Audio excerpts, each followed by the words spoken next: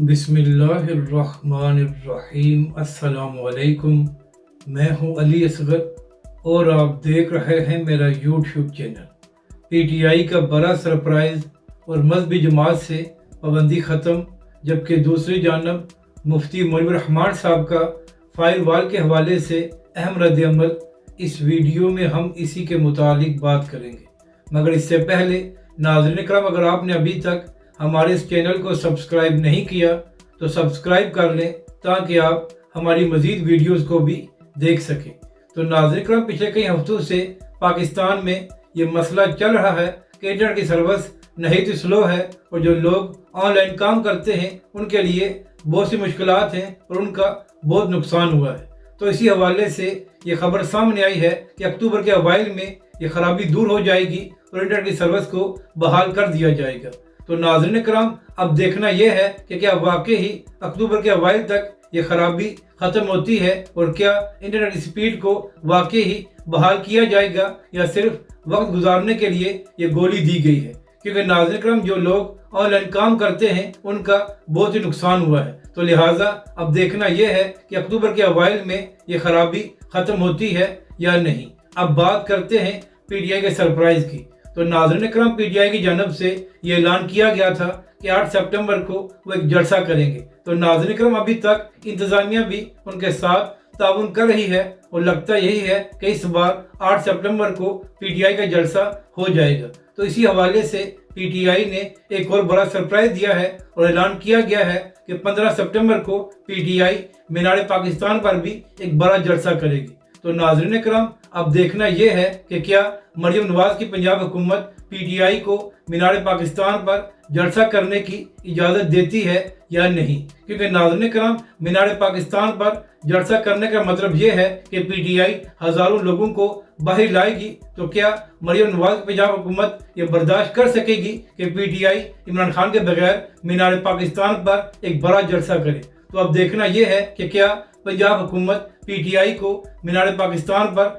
जलसा करने का एनओसी देती है या नहीं। मगर नाज़रीन इकराम, आज पीटीआई की जानब से ये ऐलान कर दिया गया है कि वो 15 सितंबर को मीनार पाकिस्तान पर जलसा करेंगे। नाज़रीन इकराम, इमरान खान के हवाले से एक और ख़बर सामने आई है। 2 दिन पहले भी नईम हैदर पंचोता साहब ने मीडिया से बात करते हुए ये कहा था कि बुशरा बीबी को जहाँ पर रखा गया है वहाँ पर इतनी खस्ता हालत है कि उस कमरे की छत से चूहे नीचे गिरते हैं और जो इस्तेमाल के लिए पानी दिया जाता है वो भी गंदा होता है और उसमें रेत होती है। इसी तरह नईम हैदर साहब ने यह भी कहा था कि इमरान खान साहब जो एक्स प्राइम मिनिस्टर हैं उनको भी बुनियादी सहूलियात नहीं दी जा रही। तो नाज़रीन इकराम, आज इसी हवाले से एक और खबर सामने आई है और सोशल मीडिया पर कुछ सहाफ़ी ये दावा कर रहे हैं कि इमरान खान के कमरे का जो मेन हॉल है उसका ढक्कन खुला हुआ है, जिसकी वजह से इमरान खान कमरे में बहुत ही बदबू है। तो नाज़रीन इकराम, अगर वाकई ही ये खबर सच है तो ये नहायत ही काबिल मज़म्मत है और ऐसा सलूक किसी के साथ भी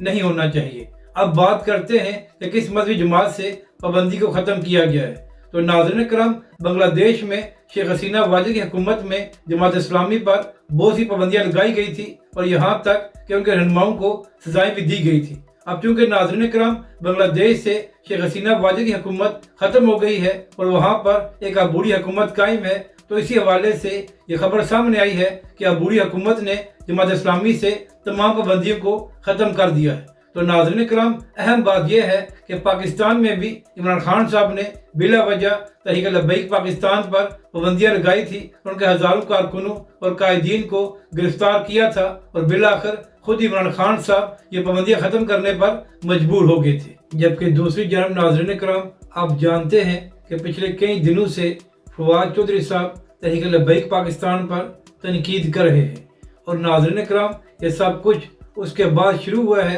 कि जब सुप्रीम कोर्ट से मुबारक सानी केस का तीसरा फैसला आया है और तहरीक लब्बैक पाकिस्तान ने सुप्रीम कोर्ट के बाहर पुरअमन प्रोटेस्ट किया था। तो नाज़रीन इकराम, पहले फवाद चौधरी साहब ने एक ट्वीट किया था जिसमें फरमा रहे थे कि पाकिस्तान में इसराइल की आबादी से ज़्यादा मौलवी हैं लेकिन कभी भी किसी की दुआ कबूल नहीं हुई। जिसके बाद तहरीक लब्बैक पाकिस्तान के रहनुमा बैरिस्टर उस्मान खिज़र मंगट साहब ने फवाद चौधरी साहब को जवाब देते हुए कहा कि बाकी उलमाए कराम का तो मुझे मालूम नहीं है, लेकिन ایک بات میں جانتا ہوں کہ ایک مرد قلندر نے یہ دعا کی تھی کہ یا اللہ، جن لوگوں نے بھی تحریک لبیک کے کارکنوں پر ظلم کیا ہے اور جن لوگوں نے بھی دین کا راستہ روکنے کے لیے تحریک لبیک پاکستان پر پابندیاں لگائی ہیں، ان کو رسوا کرنا۔ اس کے بعد بیرسٹر صاحب نے کہا کہ فواد چودھری صاحب، پھر آپ نے دیکھا کہ آپ کے ساتھ کیا ہوا۔ جس پولیس کو آپ تحریک لبیک کے خلاف استعمال کیا کرتے تھے، وہی پولیس آپ کے پیچھے آئی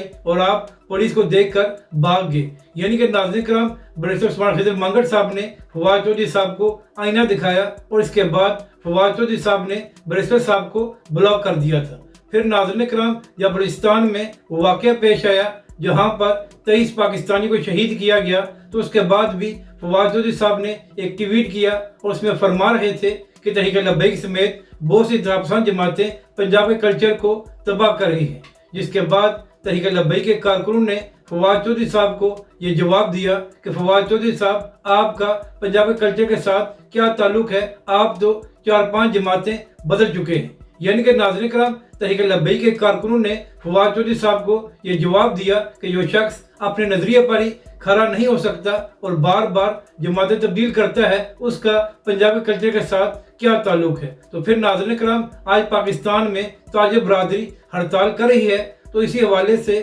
آج بھی فواد چودھری صاحب نے یہ ٹویٹ کیا کہ جماعت اسلامی کی ہڑتال بڑی کامیاب جاری ہے۔ تو اس کے بعد بھی تحریک لبیک کے کارکنوں نے فواد چودھری صاحب کو آئینہ دکھاتے ہوئے ایک ویڈیو شیئر کی، جہاں پر تاجر برادری کے اہم رہنما خطاب کرتے ہوئے یہ کہہ رہے تھے کہ جو ہڑتال ہو رہی ہے، اس کا اعلان ہم نے کیا ہوا ہے اور اس کا جماعت اسلامی سے کوئی تعلق نہیں ہے، تو لہٰذا جماعت اسلامی اور حافظ نعیم صاحب ہماری ہڑتال کا کریڈٹ نہ لیں۔ یعنی کہ ناظرین کرام، تحریک لبیک کے کارکنوں نے فواد چودھری صاحب کو آئینہ دکھاتے ہوئے کہا کہ فواد چودھری صاحب، آپ بلا وجہ جماعت اسلامی کو کریڈٹ دے رہے ہیں، یہ ہڑتال تو تاجر برادری نے کی ہوئی ہے۔ اس کے بعد ناظرین کرام، جو تحریک لبیک کے کارکنوں نے ویڈیو شیئر کی، اس میں تاجر رہنما یہ بھی کہہ رہے تھے کہ جماعت اسلامی نے اعلان کیا ہوا تھا کہ وہ ڈی چوک میں دھرنا دیں گے، لیکن اس کے بعد جماعت اسلامی نے مری روڈ پر دھرنا دیا، جبکہ دوسری جانب تحریک لبیک پاکستان نے سپریم کورٹ کے باہر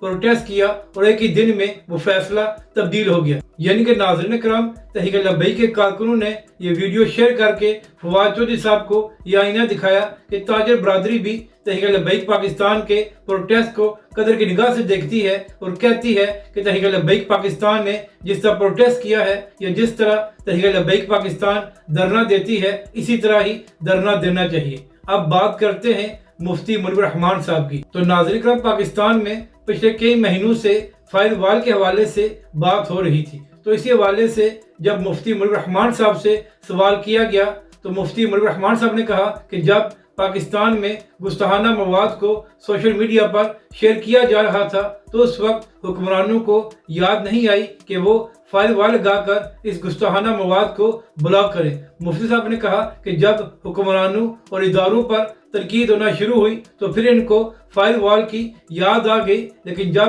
اسی سوشل میڈیا پر گستاخانہ مواد کو شیئر کیا جا رہا تھا تو اس وقت طاقتور لوگوں اور حکمرانوں کو فائر وال کی یاد نہیں آئی۔ یعنی کہ ناظرین کرام، مفتی منیب الرحمان صاحب نے حکمرانوں کو آئینہ دکھاتے ہوئے کہا کہ جب سوشل میڈیا پر گستاخانہ مواد کو شیئر کیا جا رہا تھا تو اس وقت تم لوگوں کو فائر وال کا خیال کیوں نہیں آیا، لیکن جب تمہارے اوپر تنقید ہونا شروع ہوئی تو اس وقت تم لوگوں کو فائر وال کا خیال آ گیا۔ جبکہ دوسری جانب ناظرین کرام، 22 سپٹمبر کو جو مبارک ثانی کیس کا شارٹ آرڈر دیا گیا تھا تو اس کے بعد ابھی تک تفصیلی فیصلہ سامنے نہیں آیا، جس کے بعد تحریک لبیک پاکستان، حافظ سعد رضوی اور دیگر علماء کرام تفصیلی فیصلے کا انتظار کر رہے ہیں کہ جب سپریم کورٹ کا تفصیلی فیصلہ سامنے آئے گا تو اس کے بعد ہی یہ معلوم ہوگا کہ چیف جسٹس صاحب نے پہلے 2 فیصلوں سے کیا کیا حذف کیا ہے اور کیا آنے والے نئے فیصلے میں بھی کوئی متنازع باتیں ہیں یا نہیں۔ یہی وجہ ہے کہ حافظ سعد رضوی